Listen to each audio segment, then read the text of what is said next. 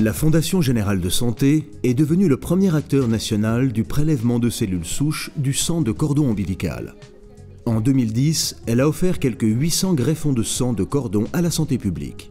Avec le meilleur taux de validation des greffons au plan national, la Fondation Générale de Santé coordonne désormais une dizaine de maternités sur les 34 agréées en France en mars 2011. En signant un partenariat inédit avec l'Assistance publique Hôpitaux de Paris, la Fondation Générale de Santé relève un nouveau défi. Développer un circuit de distribution destiné à la recherche scientifique, coordonné avec l'unité de thérapie cellulaire de l'hôpital Saint-Louis. Dans le cadre de ce partenariat, on ouvre la maternité de l'hôpital privé Seine-Saint-Denis.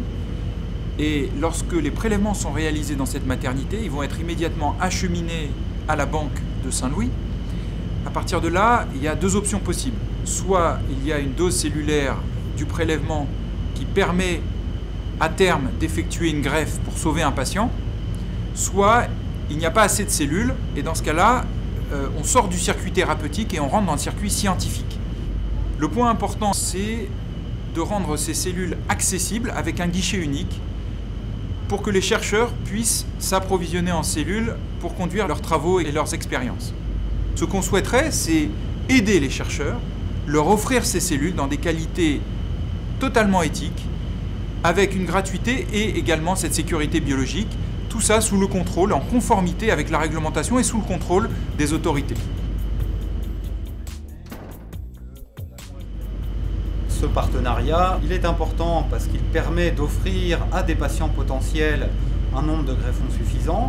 Il est important parce qu'il va permettre aux chercheurs et à l'ensemble de la communauté scientifique désireuse de travailler sur les cellules issues du sang de cordon ombilical, d'avoir accès à ces greffons qui n'ont pas été validés pour un usage thérapeutique. Ces greffons à usage scientifique le sont, parce que les mamans ont consenti à cet usage scientifique, et deux, il est également important de préciser que toutes les unités qui seront distribuées aux chercheurs seront des unités qui ont été contrôlées, par exemple pour les marqueurs du HIV, des hépatites B ou des hépatites C.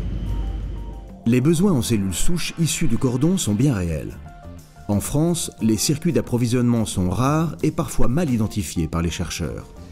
Les cellules souches du sang placentaire sont très intéressantes pour nous du fait de leur accessibilité, puisqu'il s'agit de la source de cellules souches la plus facilement disponible pour des études de biologie moléculaire ou de biologie cellulaire.